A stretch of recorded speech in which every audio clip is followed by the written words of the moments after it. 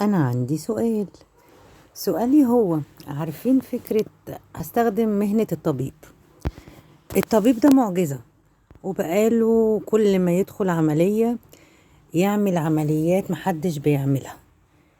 يعني مثلا لا قدر الله ربنا يديكوا الصحة وطولة العمر، حد دخله يعتبر ميت، آه، عالجه وخف وكله تمام. فكل ما بيدخل عمليات الدكتور دوت بيبقى فعلا معجزة. فعشان كده بنسمع كلمة ايه، لا ده الدكتور ده شاطر، ده بيروحوا له ميت بيرجع يمشي تاني على رجله، ده بيعمل كذا وكذا وكذا. مع كتر اللي هو العمليات بقى فعلا دكتور معجزة. جت الطوبة في المعطوبة زي ما بنقول، والمعجزة فشل في عملية واحدة. فاهمين قصدي؟